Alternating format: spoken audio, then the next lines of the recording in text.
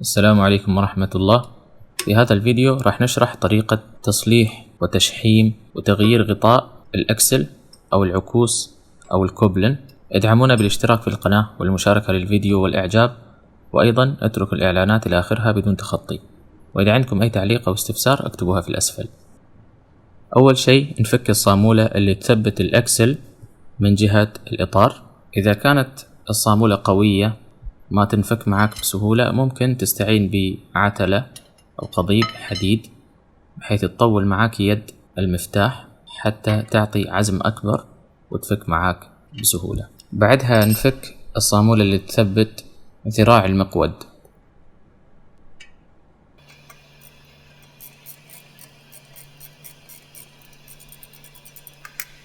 غالبا نهاية ذراع المقود يكون ملتصق بالقطعة الحديدة اللي يركب عليها، فنحتاج إلى أن نعطيها ضربات من الجانب وكذلك من الأسفل حتى يفك معانا.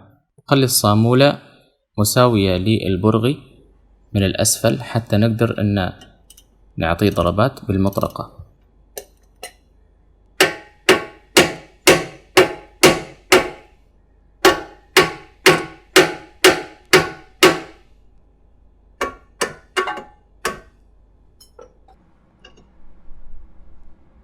بعدها نفك المقص أو الشيال أو الذراع السفلي من خلال 3 براغي موجودة في الأسفل.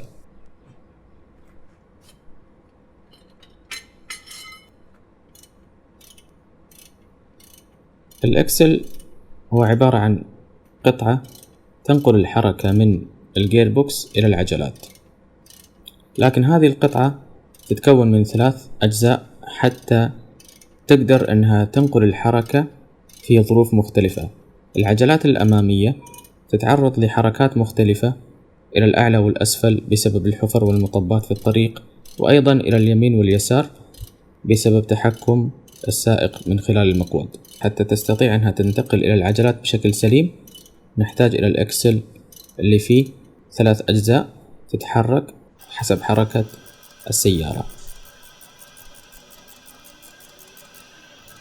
نفك البرغي اللي يثبت عمود التوازن حتى نحرر المقص ونقدر ان نحركه بسهولة، ونطلع بعدها الأكسل.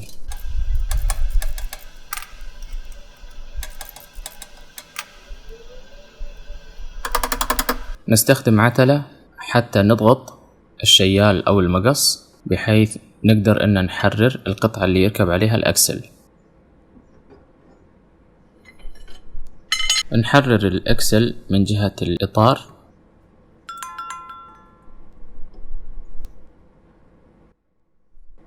بعدها نبدأ نفك من جهة الجير بوكس. الأكسل يتكون من 3 أجزاء.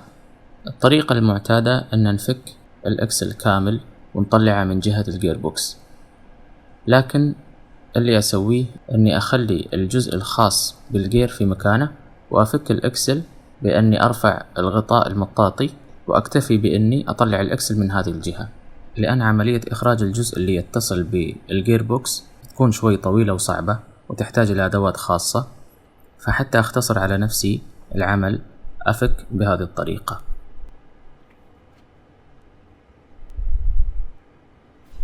ننظف العلبة اللي يركب عليها الأكسل من جهة الجير بوكس، ننظفها من الشحم اللي موجود فيها.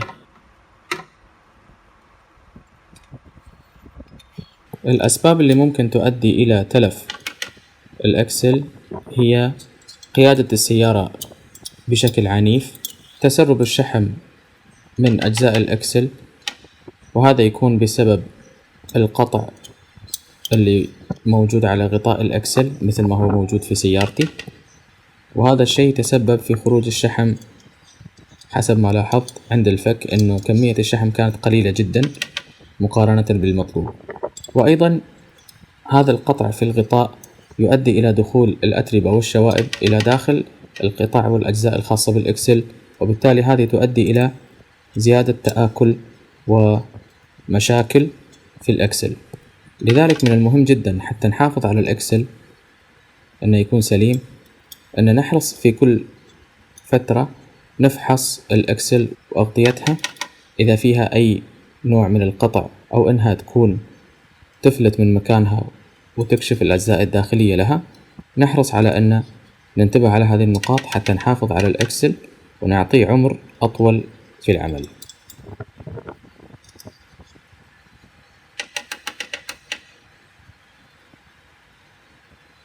ننظف الجزء الخارجي من العلبة من الشحم حتى نقدر نركب عليه الغطاء الجديد بدون ما يتحرك من مكانه.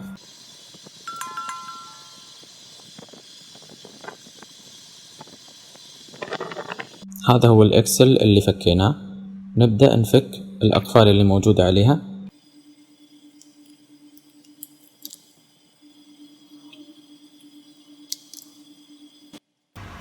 هذا هو القطع الحاصل في الغطاء.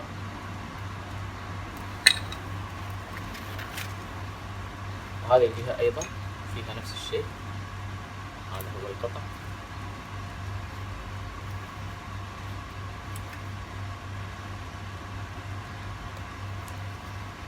نحتاج أن نفك هذا الجسم اللي يركب عليه البيرنج. بيكون في على رأس العمود سنابرينج أو قفل صغير، نفكه باستخدام مفك صغير، ندخله بين السنابرينج وبين المفصل ونحركه بحيث أنه يطلع من مكانه.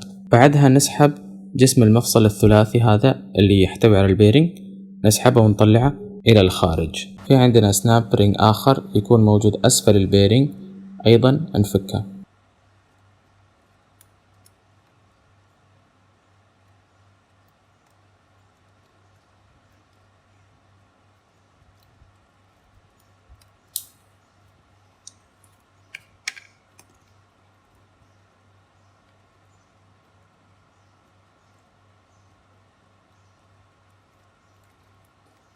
ممكن نعرف أن الإكسل أو العكوس فيه مشكلة من خلال ظهور صوت طقطقة وضرب أثناء انعطاف السيارة إلى اليمين أو اليسار، لكن الأفضل أن ننتبه على السيارة وما تظهر هذه الأصوات. ننتبه عليها من خلال الكشف على الإكسل بشكل دوري حسب استخدامنا للسيارة كل 6 أشهر أو سنة إذا كان في أي قطع أو لا. وإذا مرت على السيارة فترة 2 أو 4 بدون ما يظهر فيه أي مشاكل، ممكن أن نفك الإكسل ونعيد تشحيمه من جديد، وبهذه الطريقة نتلافى حدوث أي مشاكل في الإكسل.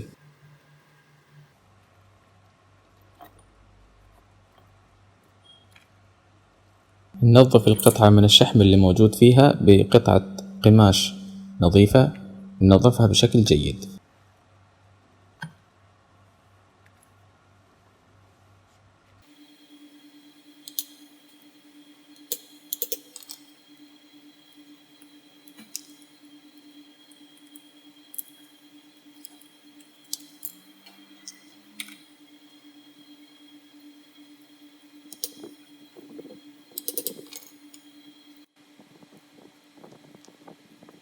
إذا كنتوا جربتوا تصليح أو صيانة الإكسل من قبل في سياراتكم فاكتبوا لنا عن تجربتكم في التعليقات في الأسفل.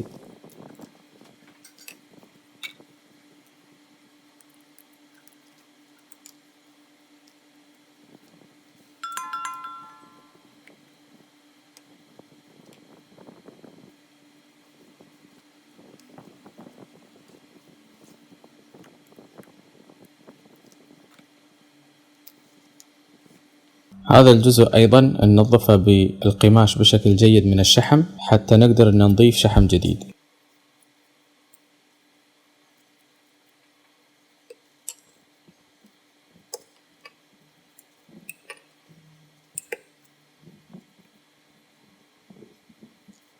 بعد التنظيف نبدأ في تشحيم الأجزاء. دليل صيانة السيارة تحدد كمية الشحم المطلوب في كل جزء من أجزاء الإكسل. نستفيد من الدليل في أن نستخدم الكمية المناسبة في تشحيم الإكسل. في الجزء اللي يركب من جهة الإطار نحتاج إلى حوالي 130 جرام من الشحم. أما الجزء الآخر اللي يركب من جهة الجير بوكس راح نستخدم حوالي 230 جرام شحم.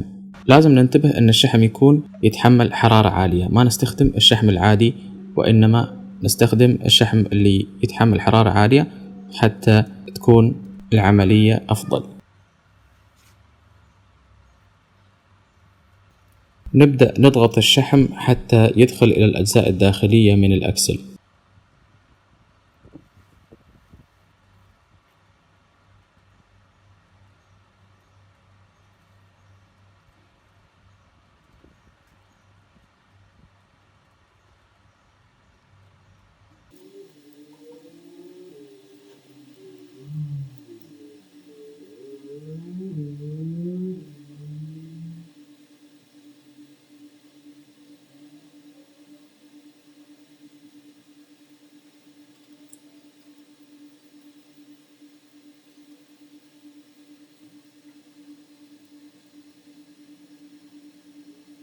نمسح الجزء اللي يركب عليه الغطاء المطاطي من الشحم حتى نقدر ان نركب عليه الغطاء بدون ما يطلع من مكانه.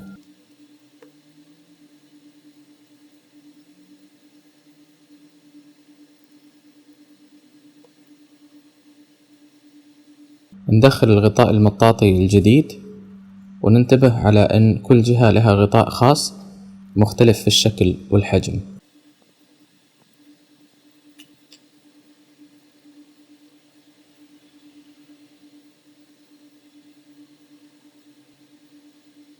نضغط على الغطاء حتى يجلس في مكانه بشكل صحيح.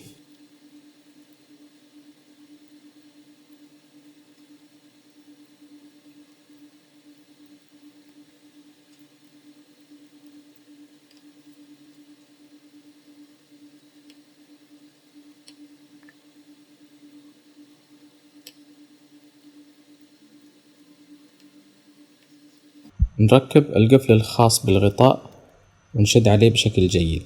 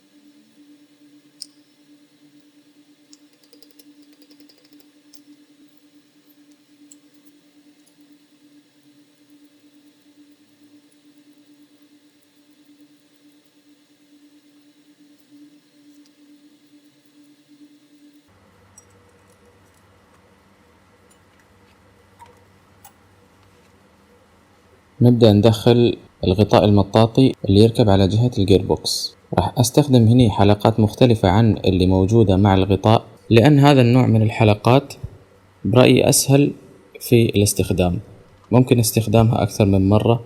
وأيضا في حال إذا احتجنا أن نزيد في الشحم في داخل الأغطية ممكن أن نفكها وهي على السيارة بدون ما نضطر أن نطلع الأكسل، وبالتالي نشحم المكان ونعيد الإقفال بنفس الحلقة هذه، بخلاف الحلقات اللي تكون موجودة مع الغطاء تكون الاستخدام مرة واحدة ما نقدر أن نستخدمها مرة أخرى.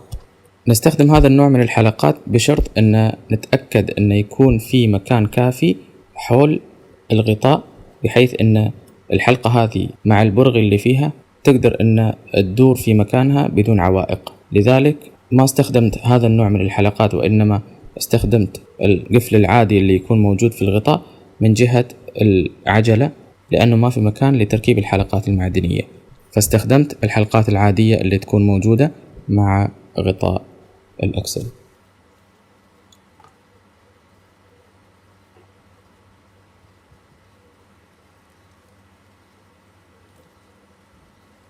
نركب السناب رينج في مكانه، وهذا السناب رينج عندي أكبر من السناب رينج اللي موجود في أعلى القطعة، فراح يكون في فرق في الحجم يخلينا نعرف مكانه.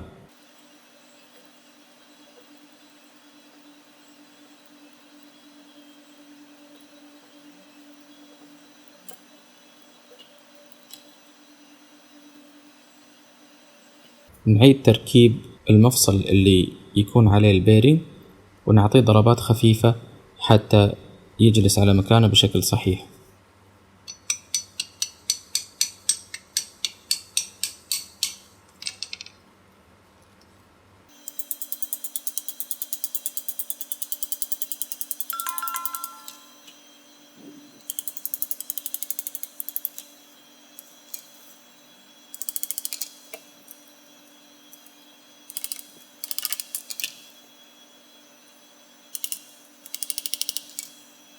نركب السناب رينج ونتأكد انه جلس في مكانه بشكل صحيح.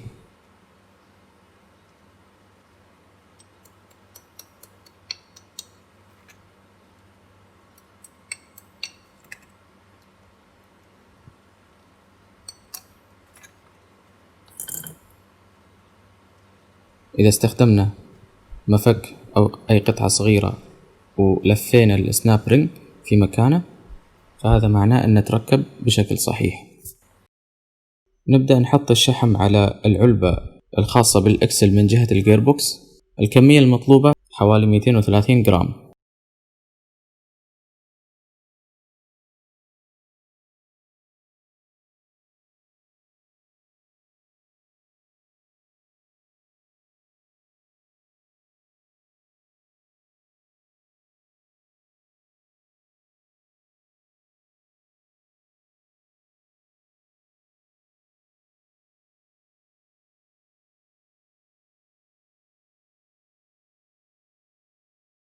نبدأ نركب الأكسل في مكانه بعد ما نتأكد من تنظيف العلبة اللي في جهة الجير بوكس من الخارج من أي شحم موجود عليه.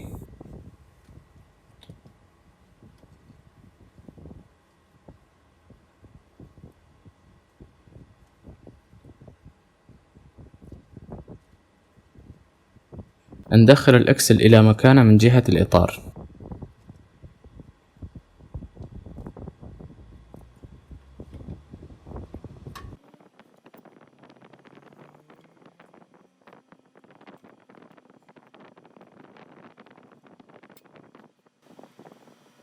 نبدأ نسكر الغطاء البلاستيكي اللي موجود من جهة الجير بوكس ونركب عليه القفل الخاص فيه ونشد هذا القفل.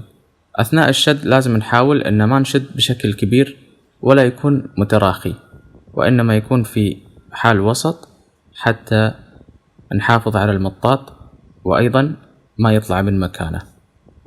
بعدها نبدأ نركب كل قطعة مثل ما فكيناها. نشد الصامولة اللي تثبت الأكسل إلى جهة الإطار.